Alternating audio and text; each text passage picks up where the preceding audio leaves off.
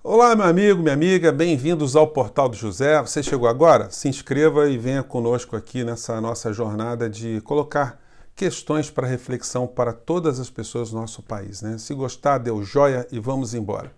Gente, eu começo esse programa assim com uma grande tristeza, porque eu vi uma manchete muito triste que nos dá conta desses números aqui. O Brasil tem 108 enfermeiros mortos e mais de 4.100 contaminados pelo coronavírus. Gente, isso é uma notícia muito dolorosa, muito sofrida. Nós vermos que 108 pais e mães de famílias perderam a vida porque estavam dedicando a vida ao próximo, a salvar pessoas. Gente, isso é uma coisa muito triste. São pessoas ali que estão num certo anonimato, né? Quem acaba ganhando os louros muitas vezes do salvamento de vidas são os médicos, né? E existe uma retaguarda que é maravilhosa, espetacular e que estão morrendo. São os maqueiros, os motoristas de ambulância, é aquela senhora que fica limpando ali com o seu rodinho a área toda interna do hospital. São os vários tipos de auxiliares, de enfermagem, de pessoas, de seguranças. É um grupo de pessoas muito importantes que estão dedicando as suas vidas para tentar salvar os seus irmãos, né? E eu queria, enfim, me solidarizar com todas essas pessoas, com todas as outras também que estão morrendo, os pais, filhos, enfim, todas as pessoas, e fazer uma sugestão. Eu espero que esse meu vídeo chegue até essas pessoas que estão, as famílias enlutadas, né? A Constituição Federal, ele diz que esse episódio não é indiferente para vocês, não. O artigo 36 da Constituição Federal, desculpa, artigo 37 da Constituição Federal, no seu parágrafo 6º, diz o seguinte: as pessoas jurídicas de direito público e as de direito privado prestadoras de serviços públicos responderão pelos danos que seus agentes nessa qualidade causarem a terceiros, assegurado o direito de regresso contra o responsável nos casos de dolo ou culpa. Eu pergunto a vocês, será que há alguma dúvida que o presidente da República agiu nesse episódio da Covid com dolo ou com culpa?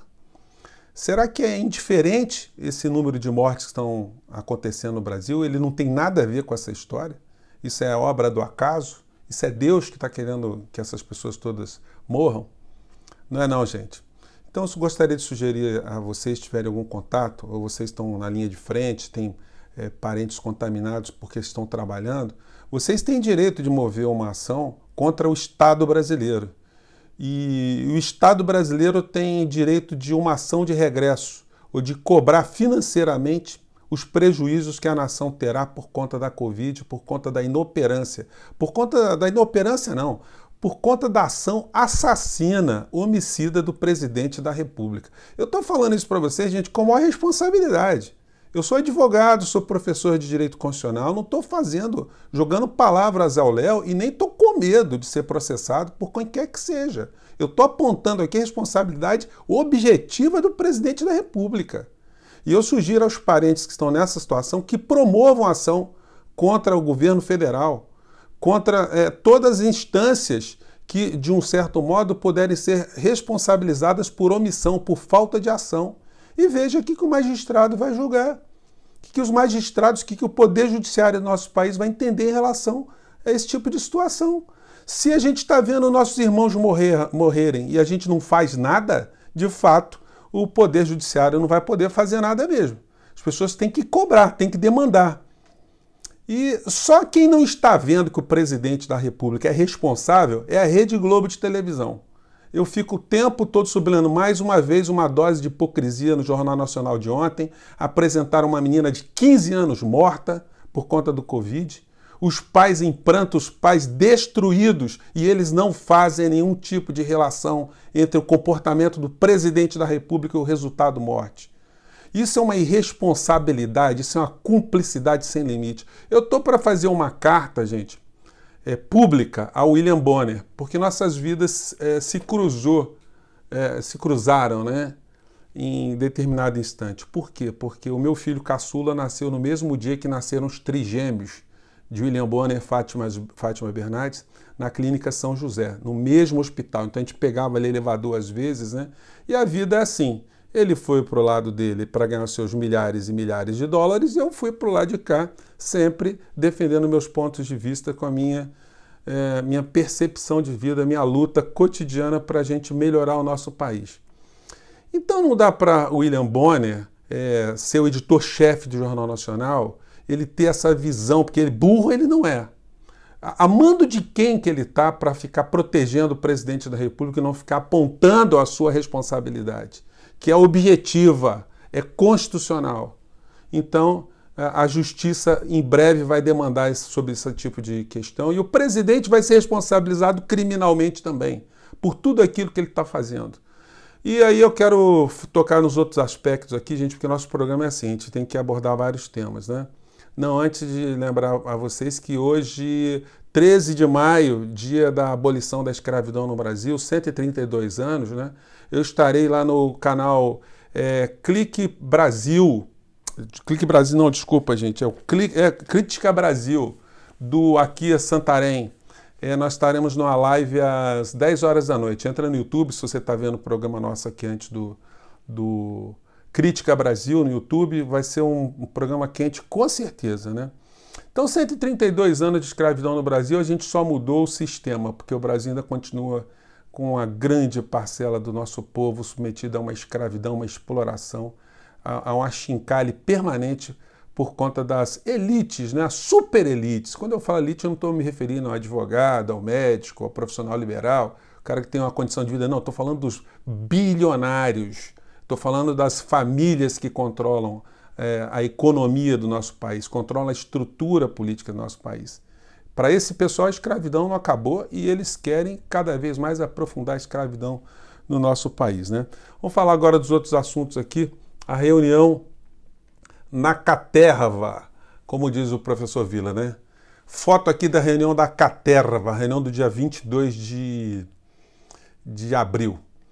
O que vai redundar essa reunião, gente? Vai redundar aquilo que todo mundo já sabe, que o presidente é um mentiroso, o presidente não tem caráter, não tem ideia do que é ser um presidente da República, ele não tem ideia do que é ter comportamento republicano, comportamento impessoal. E essa reunião da Caterva, que vai explicitar para a gente toda a deformação moral das pessoas desse governo, porque tem gente xingando o ministro do Supremo Tribunal Federal, falando palavrões, tem ministro pedindo a prisão de governadores e prefeitos. Quer dizer, uma reunião de gente totalmente desqualificada. E nessa reunião que o ministro Moro está pedindo para que as imagens sejam reveladas para todo o Brasil, será de bom alvitre a gente saber o que esse povo conversa, o que a Caterva, o que eles, a malta, a escumalha, a quadrilha, como é que eles agem, né? Até os ministros militares que são cúmplices desse desgoverno, eles têm colocado nos depoimentos dele que Bolsonaro de fato queria interferir na Polícia Federal para proteger os seus filhos. E também mostra também a desmoralização do ministro de Segurança Nacional, general Heleno, que está ali fazendo um papel absolutamente ridículo de não conseguir identificar nenhum ato de inteligência em lugar nenhum. É o tempo todo o ministro ligado a teorias conspiratórias, a comunismo, a doutrinação, só fala besteira. Se fosse meu avô, eu teria vergonha de ter uma figura dessa na minha família. Pois bem, a Constituição aqui no seu artigo 86 diz que, confirmadas as mentiras do presidente da República, ele terá cometido crimes de natureza comum. E aí compete a Augusto Aras, também o escondedor-geral da República, promover ação contra o presidente da República também.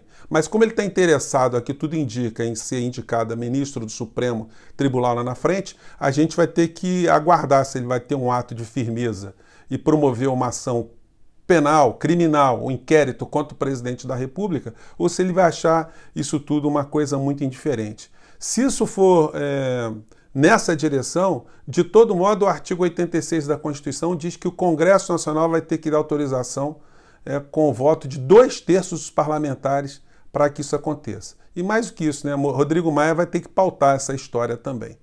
Mas como o Rodrigo Maia está interessado em não agitar o mundo político, porque o roubo contra o Brasil, comandado por Paulo Guedes, está se dando de uma forma muito eficiente, com apoio do Centrão, dos parlamentares bancados pelo sistema financeiro, pelos bancos, pelos grandes meios de comunicação, pelas igrejas neopentecostais, então ele gostaria, se dependesse dele, né, de deixar esse troço amortecido lá no Congresso Nacional. E aí vamos esperar para ver se haverá algum tipo de pressão, de comoção, para que um processo criminal contra o presidente passe na Câmara. Se isso acontecer, o presidente fica afastado 180 dias, assume no seu lugar Mourão.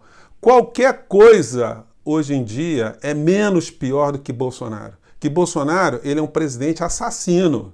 É um presidente que está tendo um comportamento assassino. As pessoas que estão com ele e que estão lutando contra o isolamento são assassinos, são cúmplices de assassinatos. Os grandes meios de comunicação são assassinos. Gente, eu nunca pensei que eu fosse dizer tanta coisa dura num programa só, de uma vez só. Mas eu não estou falando nenhuma mentira. Eu tenho certeza que as pessoas da comunidade jurídica, quem tem um mínimo de reflexão sobre o que está acontecendo no Brasil, vai me dar razão. Eu estou falando, sim, com muita indignação, muita emoção, mas eu não estou falando gratuitamente, não. Estou falando porque o que está acontecendo no Brasil, de fato, são situações que nos deixam extremamente indignados. A gente tem que se livrar dessa gente, a gente tem que se livrar dessa turma, desse tipo de anti-ideologia, porque eles não têm ideologia, né? Eles têm uma anti-ideologia. Eles não sabem o que eles querem, eles lutam contra uma coisa que não existe. É como se eles estivessem lutando contra seres alienígenas, toda hora com uma pauta absurda, bizarra, né? Agora querem colocar cloroquina de novo como a salvação da lavoura, né? E, gente, para finalizar o programa de hoje, 29 autores da Globo assinam repúdio a Regina Duarte e complicam a volta dela na TV. Gente, é isso. A caterva, a malta, a escumalha, a quadrilha, os conluiadores, os mancomunadores, eles são assim. Eles têm um comportamento padrão de pessoas imorais, pessoas amorais, pessoas que são inumanos, homúnculos morais. Então, é isso que acontece. O governo está juntando gente desse tipo aqui, que consegue fazer com que a classe artística inteira tenha um repúdio a essa criatura desvairada, essa louca que é secretária da Cultura aqui no nosso país. Gente, o programa hoje foi duro, né? Mas é porque a gente tem que colocar essas coisas assim no ar. Às vezes a gente perde inscrições aqui, mas muita gente entende aqui o trabalho que a gente tem feito. Gente, eu fico por aqui. Quero agradecer a todos vocês aí a preocupação com a minha saúde. Eu andei muito resfriadão aí, suspeita de Covid também. Eu quero mandar um grande abraço a todos vocês, um abraço muito fraterno. E olha, se você tem alguma pessoa que trabalha na área de saúde, consulte um advogado e veja se eu estou falando alguma besteira. Um grande abraço, até o próximo vídeo, gente. Tchau.